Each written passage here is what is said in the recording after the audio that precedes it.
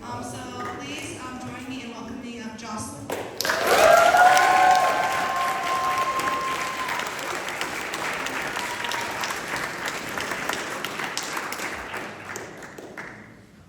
I think the best feeling in the world is starting a new book.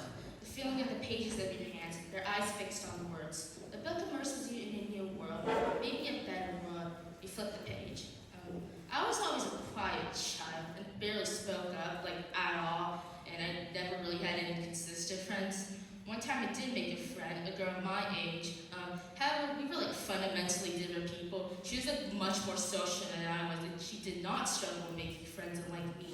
She eventually joined a group and they would play sports together. I was not into sports, so I just like didn't hang out with them. I didn't know why I was bad at making friends. It's because every time I wanted to talk, the words would escape me. It was because whenever I tried to approach another person to play together, my mind would just be so conflicted about whether I should just do that. At the time would pass and I just ended up doing nothing. The fundamental problem with me is just that I was very, very shy. I think it should be part of this to my familial life. My parents were always busy. Both my mom worked and my dad worked. So over the weekends, my mom would just take us to our parents' restaurant. We would just like stay there.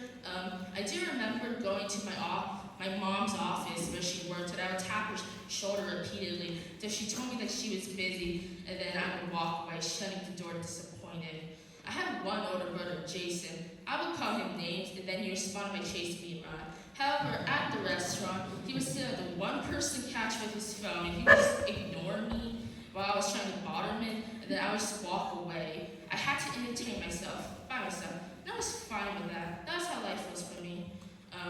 When I was younger, the only thing I really wanted to do was play my toys. One day I decided to steal my brother's books. I think it was just to annoy him, though I did target only the children's books, which he did not read those books at his age, so I don't know why that would annoy him.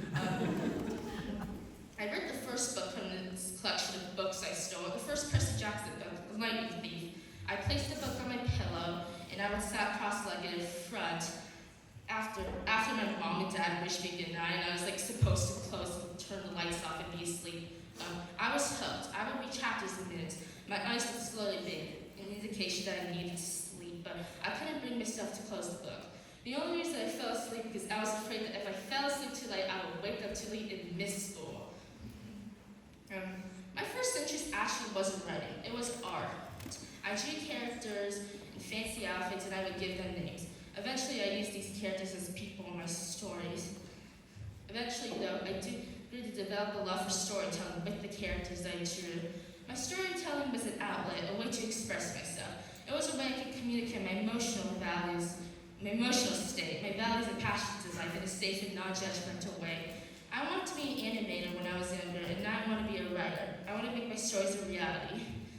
Meanwhile, while my inner life was developing with a newfound interest in writing, my social life was still kind of non-existent. I just sat alone for a good bit, but then meanwhile, I was sat next to a classmate, and we were doing independent reading, and he grabbed a book, and I decided to read along with him because I was interested. He noticed to place the book over the middle so that both of us could read together. We developed a swift friendship, and every recess we imagined ourselves making movies together. He was a much more sociable kid than I was, and he eventually just made more friends that would join the group, which is how I made friends, because I did not initiate these things myself. However, over the years, I grew better to initiate friendships, some of which developed through my love of storytelling.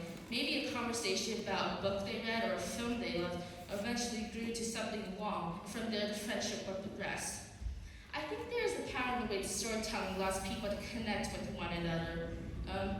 There's forums on the internet, like thousands, just dedicated over one movie or TV show or comic, and it would be filled with like thousands of people from around the world, most of which probably would never talk to each other unless in these specific circumstances. It's kind of stunning, actually. Storytelling is also a way to connect with the people of our past. There's stories from hundreds of thousands of years ago that still resonate with us today. I could say that not a lot of Americans have a very deep knowledge of Greek history, but a lot of them probably can name at least like one or two figures of Greek mythology. I think there is a tangible pattern in the way that storytelling affects all of us. I think the best stories give the reader a deep emotional response.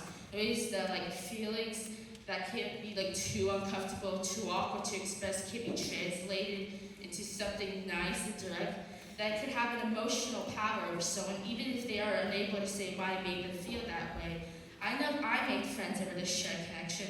I know that I plan to write stories, but there are so many stories that I cannot tell. I'm a 60-year-old Asian American first-gen immigrant, a description that I cannot imagine describes every single one of you. My life background affects the stories I tell, my life background, my experience affects the stories that I tell. Storytellers offer us someone's life. They show us someone else's life, even if we are unable to directly relate to it ourselves. We may not have the power to live every single life on earth, but through stories, maybe we can learn.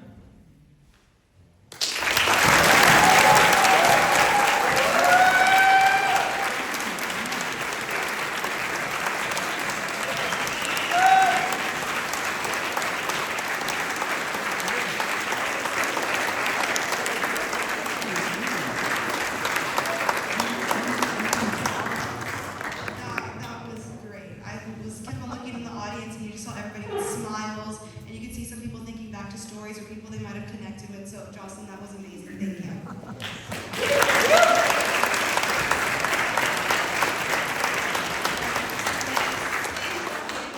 Robbie.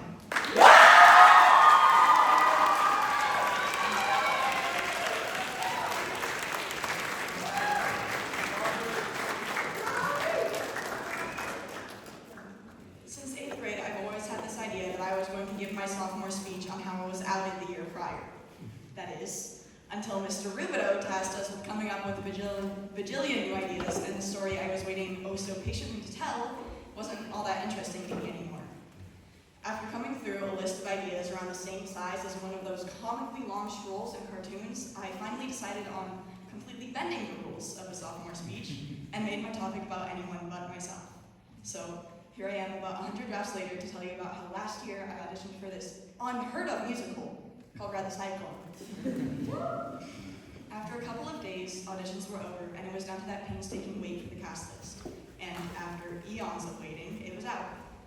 For the most part, everyone was pretty happy. I and a couple other people had gotten the exact parts that we wanted, but there was one name on that list that we didn't expect to be on there. Xin Yaozong as Constance. This was news, to say the least. This girl I had never spoken to before and never had a clue she had an interest in theater had just landed one of the most important roles in the show. I had no clue how she did it, but it didn't take her long to show us. After months of work, we're finally at closing night, and as we approach Shinyao's speech towards the end of the show, the world just suddenly stops. It's only Shinyao being illuminated.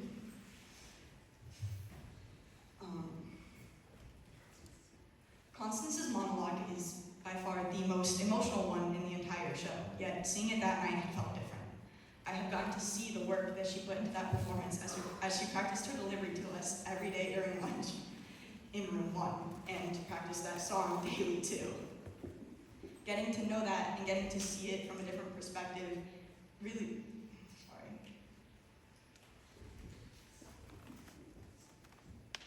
something someone in the audience could never understand. As she spoke, the light formed a halo around her. With each word, that halo grew more and more. Each sound added a new color, every line a new emotion, until the room was filled with different shades of pink, bands of gold, and sparks of the prettiest blue we can think of. A giant mesh of happy, sad, appreciation, gratefulness, thoughtfulness, all accompanied by Shinyao. And I swear that night she shined brighter than the stage lights, and she still does. Not even a week later, matter of fact, during Ride the Cyclone, rehearsals for a different show at another theater started. I had gotten a smaller part, which was as to be expected, but I was happy. And as I asked around my friends to see what parts they had gotten, I found out that Maya had gotten the lead role. She was going to be playing Annie in Annie, and rehearsals were going great. I was meeting new people, making new friends, learning music, having fun, but then we hit the biggest roadblock ever to exist. The show got canceled in the middle of 10th week. And the month-long run that we had been promised was cut down to a single night that would be recorded with an invite-only audience. Despite our anger, however, we all had the memory of a goldfish and would forget about this between the time of the show's cancellation and the date of the recording. Once we got the show back in our heads, it was time for our first and last performance. Places were called and the entr'acte began. The first scene went on as usual as the characters bickered grumpily about being woken up. Then, Annie stepped on stage and began her song. As she knelt down and began to sing, she immediately became Maya again. As the track played on beneath her, I got to hear how much she had improved since the first time I met her. Her voice was so much stronger and her confidence was through the roof. Nothing like the Maya who had sang Burn as her first song in musical theater production so many months ago.